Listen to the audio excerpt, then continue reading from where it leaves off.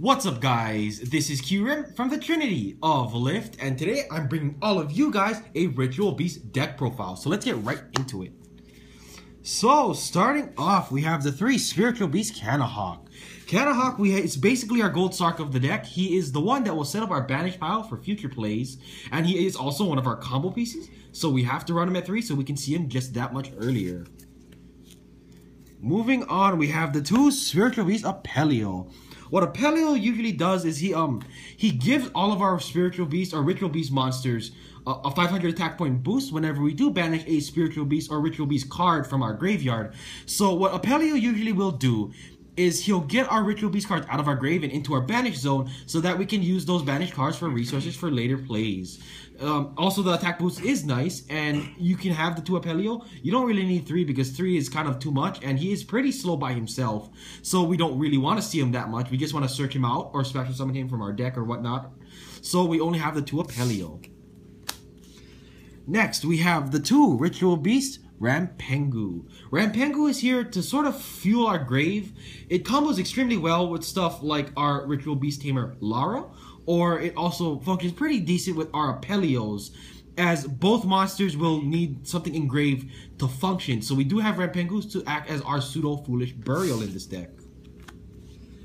Finally, for the last Spiritual Beast, we do have the 1 Petalfin, because Petalfin is, well, we just basically need it for another name, and you don't really want to use this for anything outside of just fusion fodder. Although its effect is fairly decent, you can banish 1 Ritual Beast card from your hand, then target a card on the field, and then bounce it.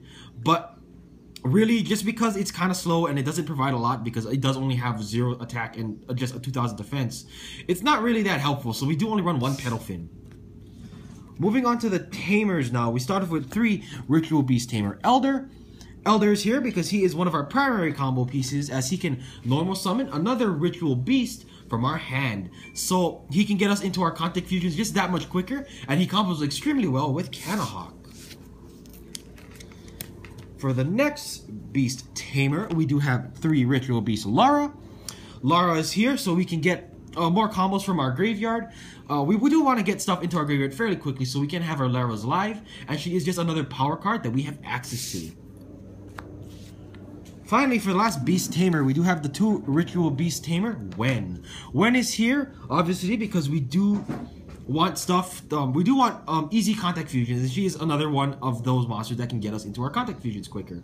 However, the issue with Wen is we don't want to constantly be special summoning singular monsters from our banish zone, as it another thing I should mention is that all of these Ritual Beast monsters can only be special summoned once per turn, and the issue that I always have with Wen is that if I do summon something from our banish pile, which is our big primary resource pool, we end up kind of locking ourselves out of certain plays if we don't already have a big enough resource pool. So that's why I only like 2 Wen. You don't really need her all that much, and she is searchable, so you can just search her when you need her. Finally, for the last 2 monsters, we do play 2 Effect Veiler. This is just basically a meta call because a lot of monsters like the Necros monsters and all that good stuff, and like Yosenju, just examples off of the top of my head, all can get really hurt by Veiler. So I do want to have the Veiler to give me just that much more edge in those matchups. So that is it for the monsters. Moving on to the spells, we start off with 2 Emergency Teleport. Now then, let me just get this out of the way. The reason why this is not a 3 is because I do not own a 3rd one, and I would highly recommend running a 3rd because this is easy access to any of your Ritual Beast Tamers. So there is always less of a time when you would just draw into just Ritual Beasts and have sort of a brick. So Emergency Teleport will continue to help you get your plays off just that much easier. Next, we have 2 Ritual Beast Bonds. Bond is here sort of like an El Shaddai fusion. It really helps get us into our contact fusions if we do, for some odd reason, draw into something like 2 Tamers or 2 Beasts, as we can still contact fuse by using bonds, as it did, the contact fusion that you are performing ignores the summoning condition, so you actually can just use any 2 Ritual Beast monsters that you control. So that's something very helpful. Another thing that it also does is it also helps you miss targets. So like, say if your opponent might like Book of Moon or something on one of your Tamers or your Beasts, you can actually bonds and then make that card miss target, and it just kind of helps you so you don't get slowed down by your opponent. So having 2 bonds is always nice. And you don't really need 3 because, again, like majority of the cards in this deck, you can't search it.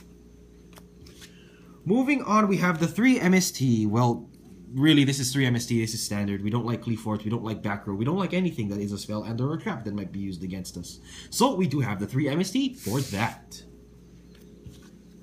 Next, we have the 1 Book of Moon, because Book is crazy good. We have to run Book, essentially. And then for the last 2 spells, we start off with the 1 Defisher, because we do want all of our monsters to be banished, so we can have those Contact Fusion access, so we do have the 1 Defisher for that. And then finally, we have the 1 Gold Sarcophagus. This is here, again, sort of to fuel our Banish Pals ASAP, and Gold Sarc helps us get our Wen plays off just that much easier, and it helps make Wen more of a power card, rather than, I guess, more of a strategic card, I guess you could say, and it just helps us get into our fusions that much faster. Moving on to the traps, we start off with probably the best trap in this deck, which is 3 Ritual Beast Steeds. And what can I say? Steeds is ridiculous in this deck. Steeds is a non-targeting destruction effect, and just non-targeting effects alone are extremely powerful. And having the Steeds having that trait of not being able to target and just having the ability to blow up your opponent's board is extremely good, as Ritual Beast Tamers can constantly make their little monsters, their tamers and their beasts, by constantly tagging in and out. So we usually will be having at least 2 monsters when we're trying to resolve a Steeds, so that's always great. Next up, we do have 2 Ritual Beast Ambush. Ambush is here to act as a pseudo Call of the Hunted, I guess you could say, and is essentially a 1-card contact fuse if we do have enough beasts and tamers in our banish or graveyard. Next, we have some pretty big power traps, I guess you could say. We have 3 Mirror Force. The reason why we have 3 Mirror Force is because we do run a Dimensional Fissure, and so it essentially can turn our Mirror Forces into field-wide dimensional prisons, which is pretty dang good. And it's essential in almost every matchup, except, I guess you could say, the Mirror match, because everything else will be hurt when you banish their monsters. So having the Mirror Force to synergize with Defisher is always a nice thing to have, as well as, of course, even if you don't have the Dimensional Fissure, Mirror Force is still a great card this format. Next, we have 4 singular trap cards in the form of 1 Vanity's Emptiness, so we can floodgate our opponents. We have the 1 Solemn Warning, so we can stop our opponent's plays dead in their tracks. We have the 1 Compulse, to really just stop our opponent's plays and bounce stuff that we don't want on our field back to their opponent's hand. And then finally, we do have the 1 Mind Crush. Mind Crush is here because really it's a really good card nowadays, this format, because almost every deck searches quite a bit. So we have the Mind Crush to help get those cards out of our opponent's hand and really slow down their plays. Although this singular Mind Crush is, of course, in here for a filler as for Macrocosmos. This card should really be a Macrocosmos, but for now, Mind Crush is doing a stellar job as a replacement. So that is it for the main deck. Moving on to the extra deck, we start off with 3 Ritual Beast, Ulti Apelio. Apelio is our big beater of the deck. He is our Star Eater of the deck, and we can spam him pretty darn quickly. So we have the Apelio to help us push for game and just get that big damage in quickly. Next up, we do have the 3 Ritual Beast, Ulti Cannahawk. Cannahawk is our searcher of the deck, and his effect is just bonkers. Having the ability to search out our monsters and then simultaneously tag out really can help us anyway consistently get our searches off, or at the very least make our opponent waste resources trying to just stop Cannahawk, because believe me, stopping Cannahawk is hard because it can constantly keep tagging in and out to make all your opponent's card effects miss target, which is pretty cool. Finally, for the last ulti monster we do run, we do play 2 Ritual Beast Ulti Petalfin. Petalfin is here primarily as a wall. You really don't want to go into Petalfin all that much unless you open kind of slow first turn. But we need to run the 2 Petalfin because we do have Rampangu, and like I said, we do want to foolish our Petalfins out of our deck quickly. So we do have 1 Petalfin essentially for that, and the other one to wall up. So we do have the 2 Petalfin. Moving on to the XYZs, we have the number 50 Black Ship of Corn. We have the 1 Exiton Knight. We have the 1 Gaga Cowboy. The 1 number 101 Silent Honor Arc.